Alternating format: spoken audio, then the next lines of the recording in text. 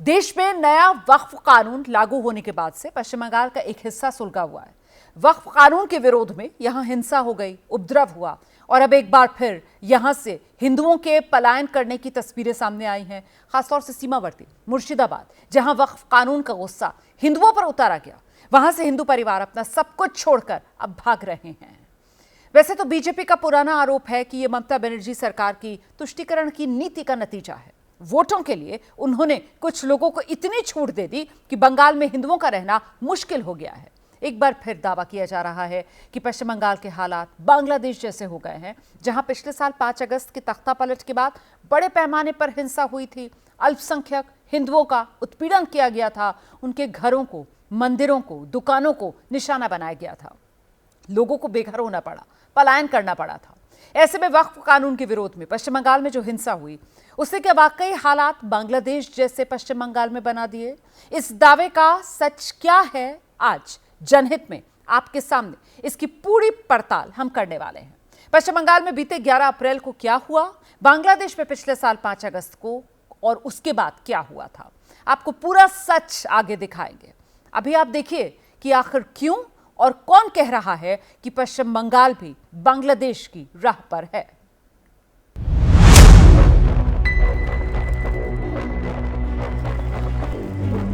ममता बनर्जी बंगाल को Bangladesh light version तैयार करने में समर्थ हो गई। हिंदू लोगों का घर घर में जाके लूट कर रहे हैं, शॉपिंग मॉल में भी लूट हो रहा है। बांग्लादेश जैसे सिचुएशन भी हो गया है। मुर्शिदाबाद जिला को बंगाल से अलग करने की साजिश चल रही है।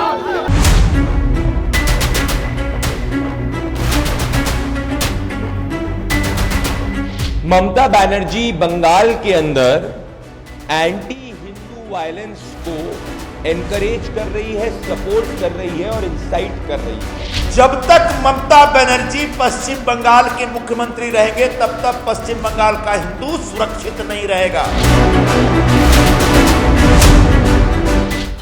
बंगाल में टीएम की सरकार और ममता बनर्जी जी हिंदुओं को अपमानित ही नहीं कर रहे हैं, प्रताड़ित कर रहे हैं। ममता सरकार अल्पसंख्यक तुष्टीकरण के नाम पर हिंदुओं की सुरक्षा से लगातार समझौता करती आ रही है। आज उनकी छवि एक मॉडर्न जिन्ना के रूप में।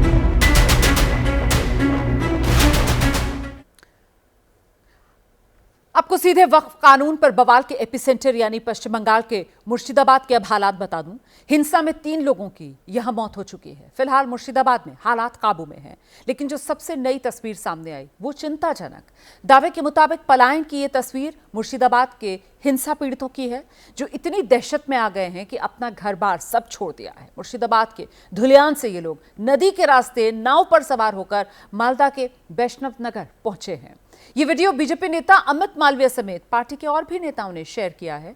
इसमें दावा किया गया कि मुर्शिदाबाद में हिंसा के बाद हिंदुओं ने पलायन शुरू कर दिया। जान बचाने के लिए इन हिंदू परिवारों ने वैष्णव नगर के परलालपुर गांव में पनाह ली है। शुरुआती रिपोर्ट के मुताबिक अब तक करीब 500 हिंदू परिवारों ने वैष्णव नगर के एक स्कूल में शरण ली। इन लोगों का आरोप है कि दंगाइयों की भीड़ ने इनके घरों पर हमले बोल दिए, घरों में आग लगा दी, यहां तक कि तालाब में भी जहर मिला दिया। ऐसे में ये लोग मजबूर होकर बिना कोई सामान लिए, सिर्फ जो बदन पर कपड़े थे उन्हीं में अपना सब कुछ छोड़कर भाग निकले। दावे किए जा रहे हैं बीएसएफ ने इनकी मदद की, विस्थापितों की जान बचाई, सुरक्षित ठिकानों तक इन्हें पहुंचाया गया। मुर्शिदाबाद में 8 अप्रैल के बाद 11 अप्रैल को हिंसा हुई। जुमे की नमाज के बाद भीड़ ने यहां आगजनी की, जमकर तोड़फोड़ की, सरकारी निजी संपत्तियों को नुकसान पहुंचाया गया। ये सब कुछ वक्फ कानून के विरोध के नाम पर हुआ। इस उपद्रव में अब तक 3 लोगों की मौत की खबर है। हिंसा के बाद लोग दहशत में हैं। ऐसे में अब पलायन की ये तस्वीरें आ रही हैं, जो बता रही हैं कि लोगों में खौफ किस कदर है।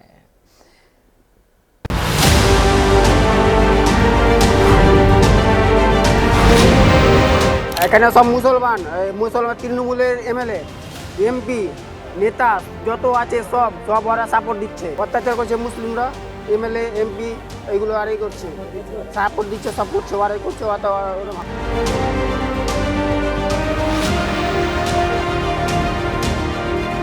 আমাকে বলছে কি মোদি পাস করেছে, বিল পাস করেছে, তো হিন্দুকে একটাও টিকতে দিব না।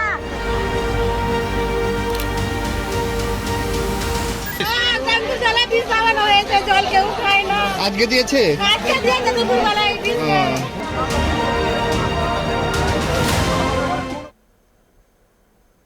कलकत्ता हाईकोर्ट के आदेश के बाद मुर्शिदाबाद के हिंसा प्रभावित इलाकों में बीएसएफ के जवान तैनात हैं। पूरी कोशिश है कि दंगे के हालात दोबारा न बने। ऐसे में फिलहाल यहां शांति है, लेकिन अब भी चारों तरफ हिंसा के सबूत मौजूद हैं। जली हुई गाड़ियां हैं, जली हुई बाइकें साफ बता रही हैं 11 अप्रैल को यहां क्या कुछ हुआ, कैसे कानून के राज को चुनौती दी गई, वक्फ कानून के विरोध के नाम पर अराजकता और आगजनी की गई। हिंसक भीड़ के आगे पश्चिम बंगाल की पुलिस बेबस थी। दंगाइयों को रोकने में कमजोर साबित हुई बंगाल की पुलिस। तो अब यहां हाईकोर्ट के आदेश पर बीएसएफ के जवान तैनात हैं। यहां के लोग पुलिस से बेहद नाराज हैं। आज भी 48 घंटे पहले की हिंसा को याद कर खौफ से भर जाते हैं। हिंसा पीड़ितों की मांग है कि इस इलाके में बीएसएफ का स्थायी कैंप बनाया जाए। लोगों का आरोप है पास में ही पुलिस थाना, लेकिन एक भी पुलिस वाला उन्हें बचाने के लिए नहीं आया।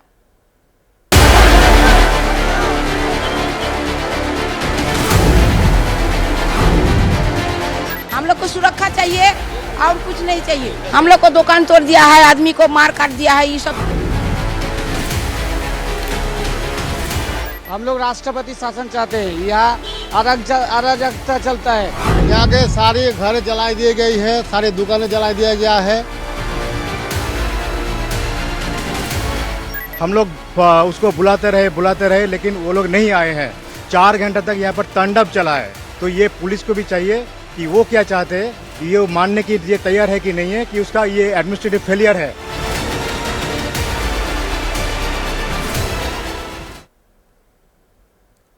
तो इन्हीं तस्वीरों और बयानों के आधार पर बीजेपी पश्चिम बंगाल की तुलना बांग्लादेश से कर रही है। ये तो हुई तस्वीरों और चश्मदीद की बात। अब जरा देखिए जमीन पर हालात क्या हैं, क्योंकि मुर्शिदाबाद में सिर्फ घरों और दुकानों में ही लूटपाट, तोड़फोड़, आगजनी नहीं हुई, बल्कि मंदिरों पर भी हमले के सबूत अब सामने आ रहे हैं। यहाँ पे पूरे मार्केट के जो दुकान है, फल के मार्केट पे, सब्जी के मार्केट पे, वहाँ पे पूरा तोड़फोड़ किया गया है और उसमें आग लगाई गई है। अभी राज्य पुलिस के जो भी आईपीएस ऑफिसर है, जो उच्च पदस्थ करता है, वो सारे जो उपद्रुत इलाका है वहाँ पे वो लोग घूम रहे हैं। जहाँ पे ये हिंसा का घटना घटा था वहाँ पे गाड़ी लेके, बाइक लेके वो लोग अभी घूम रहे हैं। और अभी जगह जिस जगह पे हम लोग खड़े हैं वो बहुत सालों पुराना एक शिव मंदिर है। उस मंदिर पे ऊपर भी पत्थरबाजी किया गया है। 100 साल पुराना ये जो शिव मंदिर है वहाँ पे भी तोड़फोड़ किया गया है, वहाँ पे भी पत्थरबाजी किया गया है। अभी तक 120 आदमियों को पकड़ा गया है जो ये एजिटेशन पे शामिल थे और जो ये तोड़फोड़ के ऊपर शामिल थे। पश्चिम बंगाल की सरकार और पुलिस चाहे लाख दावे करे, उनकी नाकामी साफ साफ जाहिर है। ऐसे में बीजेपी मुख्यमंत्री ममता बनर्जी को कटघरे में खड़ा कर रही है। उनका इस्तीफा बीजेपी मांग रही है।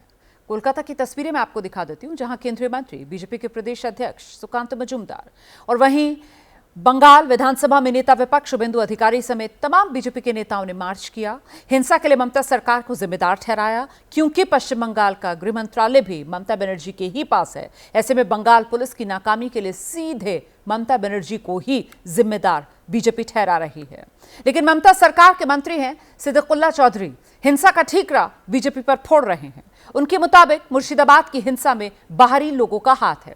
सिद्दीकुल्ला जमीयत उलमाए हिंद के बंगाल के प्रदेश अध्यक्ष भी हैं। उन्होंने 10 अप्रैल को वक्फ कानून के विरोध में प्रदर्शन किया था। इस दौरान पूरे कोलकाता को ठप करने की धमकी दी थी। लेकिन अब सिद्दीकुल्ला मुर्शिदाबाद की हिंसा में मौत का आरोप बीएसएफ पर मढ़ रहे हैं। आपको दिखाएंगे किस तरीके से इस हिंसा पर टोपी ट्रांसफर वाली जो राजनीति है वो शुरू हो गई है, कैसे एक दूसरे के गिरेबान पकड़े जा रहे हैं। लेकिन महत्वपूर्ण हो जाती है ये तस्वीर, जहां बीजेपी के नेता कतारबद्ध तरीके से सड़क पर उतरे हुए नजर आ रहे हैं। और महत्वपूर्ण हो जाती है ये तस्वीर क्योंकि अगले साल पश्चिम बंगाल में विधानसभा चुनाव होने हैं और ऐसे में ये वो तमाम मुद्दे हैं जिसको लेकर बीजेपी अब सड़क पर उतरकर ममता सरकार की घेराबंदी कर रही है। ममता सरकार पर वैसे सिर्फ बीजेपी ही नहीं, कांग्रेस भी सवाल उठा रही है। और सवाल तो ये भी है कि वाकई पश्चिम बंगाल की पुलिस ने दंगाइयों के आगे सरेंडर कर दिया। इसमें तो कोई शक नहीं कि जिस तरह से पुलिस पर भीड़ हावी थी उससे बंगाल में वर्दी का इकबाल कमजोर हुआ है। यही वजह है कि अब बंगाल पुलिस के मुखिया डीजीपी राजीव कुमार खोई हुई साख वापस पाने में लगे हैं। इसके लिए उन्होंने कल कोलकाता में प्रेस कॉन्फ्रेंस की। उसके बाद मुर्शिदाबाद में ग्राउंड जीरो पर भी वो पहुंचे। कलकत्ता हाईकोर्ट के आदेश पर बीएसएफ भी एक्शन में है। साउथ बंगाल फ्रंटियर के आईजी करणी सिंह शेखावत खुद भी कल ही मुर्शिदाबाद पहुंच गए थे। बीएसएफ ने मौके पर 5 टीम्स भेजी हैं जो हालात संभालने में मुस्तैदी से जुटी हुई हैं। परिस्थिति अभी अपने अनुकूल में है, कोई गड़बड़ या कोई कुछ नहीं है, शांति से आदमी अपना घर पे है। 5 कंपनी अपनी पुलिस की हेल्प के लिए भेजी है। वो पुलिस के जहां उन्होंने डिप्लॉय किया है वो उन्हीं के साथ जो सिचुएशन है उसको कंट्रोल करने के लिए हेल्प करेंगे और पुलिस के साथ हेल्प करेंगे। हम कोई इंडिपेंडेंटली कुछ नहीं कर रहे हैं, हम पुलिस की हेल्प के लिए आए हैं। उम्मीद की जा रही है कि पश्चिम बंगाल में आगे हिंसा नहीं होगी, लेकिन क्या जो हुआ वो बांग्लादेश जैसा है, या जो आज हुआ है क्या वो वक्फ कानून के विरोध की आड़ में पश्चिम बंगाल में हिंदू उत्पीड़न का एक नया दौर है? क्या ये ठीक वैसा ही है जैसा बांग्लादेश में कई बरस से होता आ रहा है, जैसा पिछले साल 5 अगस्त के बाद बांग्लादेश में हुआ? पश्चिम बंगाल में 11 अप्रैल को वक्फ कानून के विरोध के बाद हिंसा हुई। इस दौरान आरोपों और दावों के मुताबिक मुर्शिदाबाद में हिंदुओं के घरों को, दुकानों को, मंदिरों तक को नहीं छोड़ा गया, उन पर भी हमले हुए। और कुछ ऐसा ही पिछले साल 5 अगस्त के बाद बांग्लादेश में भी तो हुआ था, जब शेख हसीना सरकार का तख्ता पलट हुआ। शेख हसीना ने गद्दी छोड़ दी, भारत में शरण ले ली, तो फिर बांग्लादेश में बड़े पैमाने पर हिंसा फूट पड़ी। चुन चुन कर बांग्लादेश में अल्पसंख्यकों, खासकर बांग्लादेश के हिंदुओं को निशाना बनाया गया, जो आमतौर पर शेख हसीना के बांग्लादेश में समर्थक माने जाते हैं। 11 अप्रैल के बाद पश्चिम बंगाल के मुर्शिदाबाद में भी हिंदुओं के कितने घरों, दुकानों, मंदिरों पर हमले हुए। हालांकि कोई सटीक आंकड़ा तो अभी सामने नहीं है, लेकिन 5 अगस्त 2024 के बाद बांग्लादेश में हिंदुओं पर हमले का पूरा हिसाब सामने आया। Bangladesh Hindu Buddhist Christian unity council की रिपोर्ट के मुताबिक पिछले साल 5 अगस्त की हिंसा के बाद 32 हिंदुओं की हत्या कर दी गई थी। रेप के 13 केस सामने आए थे। सिर्फ 15 दिन के भीतर हिंदुओं के खिलाफ हिंसा की 2010 घटनाएं हुई, जबकि करीब 150 हिंदू मंदिरों पर हमले हुए। इस पर भारत से लेकर अमेरिका और संयुक्त राष्ट्र तक से आवाज उठी। पश्चिम बंगाल के जिस मुर्शिदाबाद जिले में हिंसा हुई वो देश का सीमावर्ती जिला है। बांग्लादेश से बिल्कुल सटा हुआ है ये इलाका। मुर्शिदाबाद पश्चिम बंगाल की राजधानी कोलकाता से करीब 216 किलोमीटर के फासले पर, तो यहां से बांग्लादेश की राजधानी ढाका करीब 350 किलोमीटर के फासले पर। मुर्शिदाबाद जिले में भी हिंदू अल्पसंख्यक हैं और बांग्लादेश में अल्पसंख्यक हिंदू कैसे साल दर साल कम हो रहे हैं, इसे तो पूरी दुनिया देख रही है। बांग्लादेश 1971 में आज़ाद हुआ। ऐसे में आपको उसके बाद से पश्चिम बंगाल और बांग्लादेश की आबादी का अंक गणित क्या है ये बताती हूँ। 1971 में पश्चिम बंगाल में हिंदू 78% और मुसलमान करीब 20.5% थे, जबकि 2011 का आंकड़ा ये बताता है कि यहाँ हिंदू 70.5% रह गए हैं और मुसलमानों की आबादी बढ़कर 27% पर पहुंच गई है। जबकि बांग्लादेश में 1974 में मुसलमानों की आबादी 85.4% थी, हिंदू थे करीब 13.5%। लेकिन 2011 में बांग्लादेश में मुसलमानों की आबादी जो है वो 90% पर पहुंच गई है और हिंदुओं की आबादी घटकर करीब 8.5% रह गई है। आंकड़े आपने जाने, इन्हें कोई झुटला नहीं सकता है। ऐसे में अब जरूरत मुर्शिदाबाद में हुई हिंसा का सच सामने लाने की है। हिंसा भड़काने वालों को बेनकाब करने की दरकार है ताकि फिर से बंगाल सुलगे नहीं। वैसे बड़ा सवाल तो यह भी है कि पश्चिम बंगाल में अगले साल विधानसभा चुनाव है। ऐसे में क्या इसलिए वक्फ कानून पर यहां सबसे ज्यादा तनाव है?